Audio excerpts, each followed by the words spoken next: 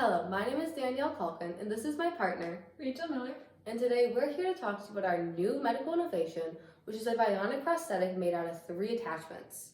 The first attachment acts as a protective case made out of fiberglass that holds the computer that connects the bionic limb to the nerves in the surviving or existing muscle tissue through wires that are surrounded by non-conductive material and sensory technology, both of which are surgically attached to the patient's muscle tissue.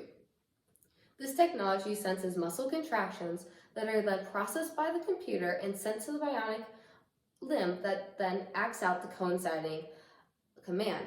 The first attachment also holds the rechargeable lithium-ion polymer battery that powers the system, which, unlike its more common alternative, the lithium-ion battery, is not a fire hazard, which makes it a much more suitable battery for the active intent of our innovation.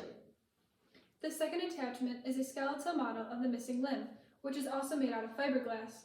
That protects the wires connected to the computer housed in the first attachment and receives the messages sent out by muscle contractions, which are sensed by the technology attached to the muscle tissue.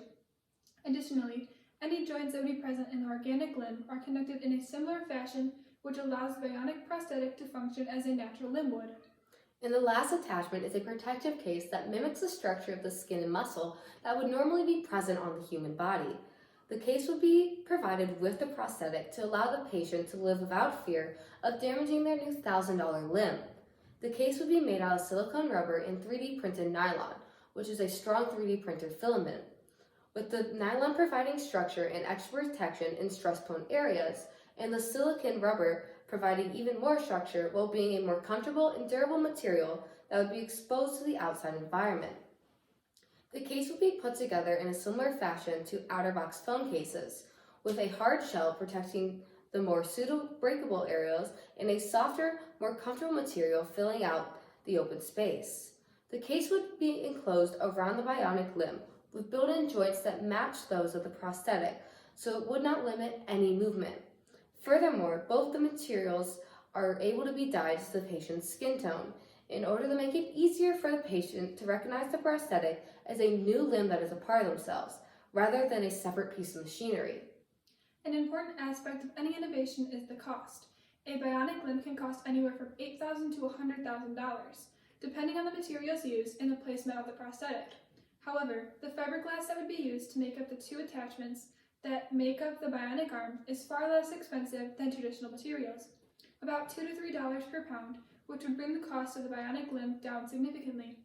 Additionally, the nylon filament used for the case is about $150 per kilogram, and the silicone rubber is about $25 for every 1 to 4 pounds, which, added to the manufacturing cost, would bring the case to be around $200. However, the cost of the computer and surgery would both cost a couple $1,000s each. Altogether, the prosthetic along with the case would cost around $15,000. Luckily, most insurances cover at least part of the cost, with the amount depending on the circumstances surrounding both the loss of the limb and the process of attaching the new prosthetic. For example, the cost of a transfemoral prosthetic would be more than the cost of a transhumeral prosthetic based on the size of the attachment alone. But seeing that the case is only $200 to make, if it were to be damaged, it would be a fraction of the total cost to replace. Which would prevent the owner from falling into financial debt after a minor accident. Furthermore, Medicare would be a great program for those who had a disability before or now have one that has led them to need a new prosthetic limb, seeing as they cover most of the cost as long as the provider and the doctor are enrolled in the program. For this reason, it would be important for the group who would be responsible for manufacturing the prosthetic to be mandated into joining the program, as well as having a group of doctors who are also members on contract to be provided out to those who need a doctor who is eligible for their operation. Of course, the ethical dilemma of adding a piece of machinery to a human being also needs to be addressed.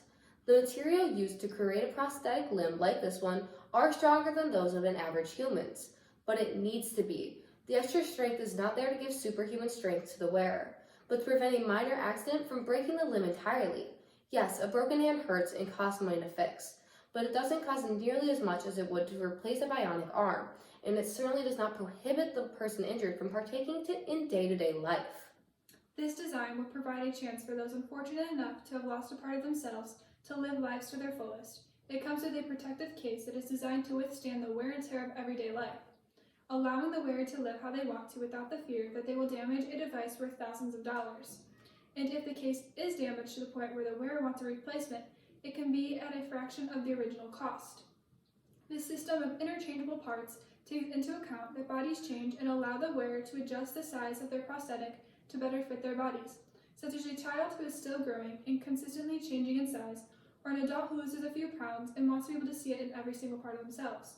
On top of all of that, the technology involved designed to allow the wearer to operate how anyone else would. It allows the patient to be in control of their own movements and to send out commands that are automatically received like any organic limb would be able to.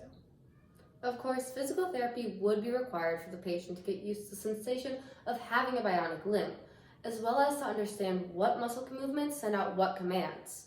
But the end result would be a fully functioning prosthetic that allows the wearer to continue to live life without the fear of being unable to complete the simple everyday task we all overlook. This innovation is needed because a child who is born without a limb or a veteran who lost their arm at war deserves a chance to function like anybody else. They deserve to wake up in the morning and be able to dress themselves without the fear of others watching over them. They deserve to be able to ride a bike or drive a car. They should be able to sign their name without people staring. And above all, they deserve to look down at this new attachment of themselves and see it as a part of their body. For these reasons and more, our new medical innovation, the bionic arm, should be pushed out into the medical field so it can serve those who have experiences have led them to need a prosthetic. Thank you for watching, and we hope you agree with our sentiment.